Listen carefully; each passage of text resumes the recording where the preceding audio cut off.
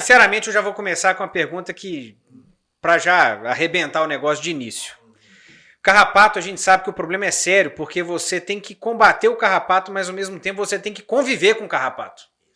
A gente teve um episódio aí para trás, você pode dizer até mais do que a gente mesmo, de quando importaram os animais do Uruguai e a gente teve problema com tristeza parasitária desses animais, vacas adultas com problema de tristeza parasitária pela falta de imunidade.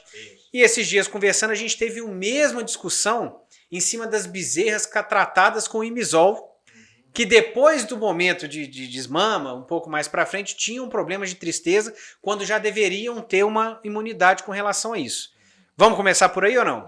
Romário, até onde eu aprendi, o que cura tristeza é torresmo, cachaça e viola. Agora você vai ter que explicar o que tem a ver o carrapato com a tristeza. Nós conseguimos fazer algumas alternativas interessantes a respeito disso aí. Em primeiro lugar, nós temos que entender a problemática do carrapato. O carrapato foi o brinde que a importação do zebu nos fez na época do Império. Ele veio para nós. Ele está aqui, ele se instalou. Então ele é um problema permanente e será sempre um problema permanente para nós. Além dele parasitar os animais que nós temos, eles transmitem doenças. Então é um assunto que veio para ficar definitivo e que nós temos que enfrentar de maneira muito inteligente. Carrapato, então, é um problema que nós temos que enfrentar de uma maneira profissional. Mas como é que enfrenta, sendo que você precisa dele ao mesmo tempo? Pois é. É aí que vem a questão interessante do processo. Nós, pelo fato de sermos uma área endêmica para o carrapato, nós somos também uma área endêmica para as doenças transmitidas pelo carrapato. E nós temos que conviver com isso. Não tem a menor possibilidade, pelo menos na minha leitura, de a gente erradicar o carrapato no Brasil. Em primeiro lugar. Segundo, nós temos que fazer a coisa de forma tal em que nós combatamos o carrapato de maneira técnica e convivamos com ele, porque ele é responsável pela manutenção do estado imunitário contra as hemoparasitoses, que afetam igualmente de norte a sul, leste a oeste o nosso país. Hemoparasitose, você está fazendo mais em termos de babésia, anaplasma, Peritrosum, Theileria, que são doenças que estão aí aparecendo, transmitidas pelos esses carrapatos. Entendi. Elas já estão circulando entre nós, são também endêmicas, aparecem em situações das mais variáveis, então nós temos que nos preparar para ter uma condição tecnológica para poder enfrentar esse problema. E o primeiro deles é exatamente conhecer o papel de cada um, o que eles fazem e o que nós podemos fazer para poder enfrentar esse problema dentro do sistema de produção nacional. Então, esse é um problema que existe de fato, não adianta querer não reconhecer. É uma discussão que a gente tem sempre aqui, é o seguinte: até então, a gente sempre falou que produtor rural ele tem que produzir carne e leite. Nunca ninguém cobrou do produtor rural conhecimento suficiente para fazer o enfrentamento dos carrapatos. Mas nós vamos começar a ter que fazer isso. Porque se o indivíduo é produtor de leite ou de carne, ele necessariamente está fazendo isso aonde que é a área endêmica, aonde que a presença do carrapato existe. E se existe a presença do carrapato, os agentes transmitidos por ela também são presentes. E a gente tem que aprender a fazer alguma coisa nesse sentido, e eu quero discutir isso com vocês da melhor forma possível para aproveitar o tempo que nós temos. Romário, mas vamos lá.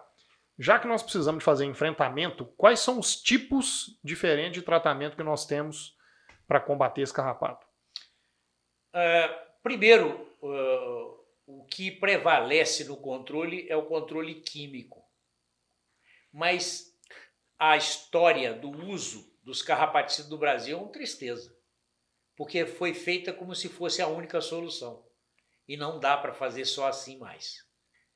Principalmente porque ao longo dos anos o mau uso, o uso intensivo ocasionado pela mudança do perfil genético dos animais em direção de uma raça europeia e que continua crescendo nesse sentido, fez uma mudança radical na necessidade de interpretar o fato. O que nós temos que fazer?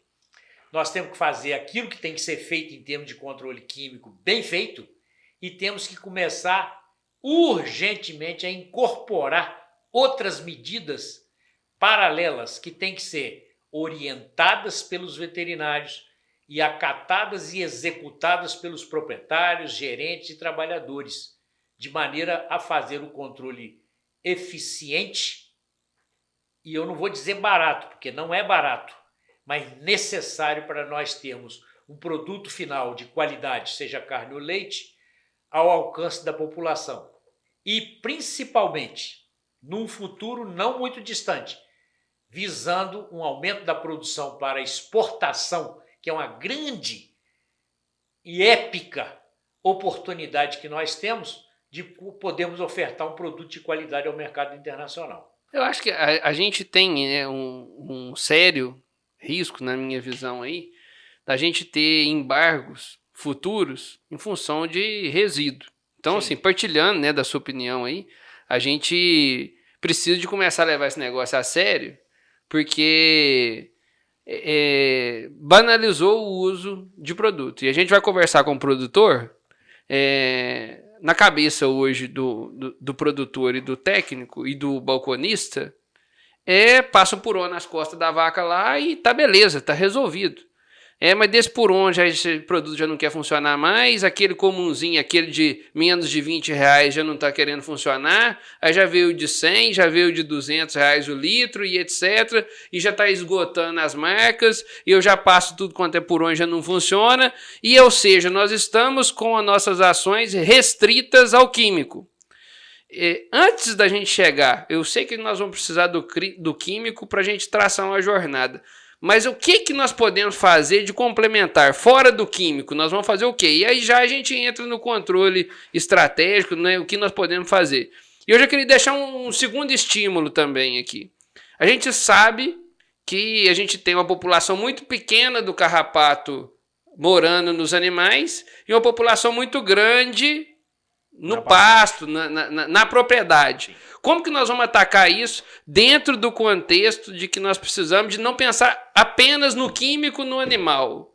Qual que é a nossa estratégia? Nós vamos mexer no quê, então? Bom, eu acho que você colocou questões que são fundamentais. E a principal questão que você coloca é que nós não podemos repetir a história que estamos fazendo nos últimos 100 anos. Que a cada momento entra um produto novo com custo elevadíssimo e cada vez mais elevado de produção e nós queimamos ele imediatamente por causa do mau uso. Então, mas o problema eu acho que é maior, porque não é só o novo produto que vem, é a mistura de bases. Sim, o que a gente mais vê é isso, mas já o começar a novo que eu misturar estou as bases. falando é exatamente isso, porque você tem duas estratégias que são usadas desde os tempos mais antigos. Primeiro, que é aumentar a concentração, o que aumenta, por exemplo, os resíduos nos produtos. E o segundo, que são as misturas ou somativas ou sinérgicas das bases, dependendo da característica que elas têm.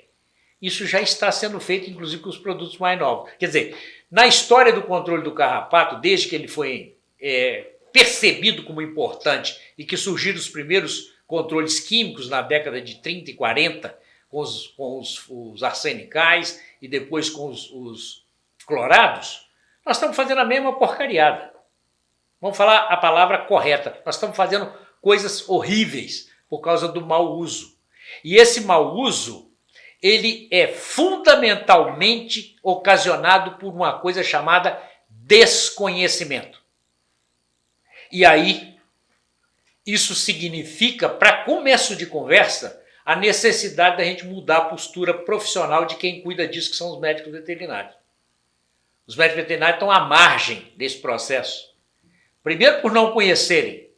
Segundo, por não adentrarem ao processo. E terceiro, por não serem respaldados por políticas públicas. Olha só o tamanho da nossa encrenca que nós temos que enfrentar. Então nós vamos ter que mudar isso. Vamos mudar de postura. Primeiro, começar a conhecer o processo histórico, desde os arsenicais lá nas décadas de 30 e 40, até hoje, com os produtos mais avançados do mercado, para os quais nós temos carrapatos extremamente competentes em enfrentá-los, porque nós fizemos um processo de seleção rigoroso, dos quais o mau uso dos produtos, por todos esses fatores que nós estamos falando, levou à seleção de estirpe resistente em todo o território nacional. Então nós temos um grande problema aí.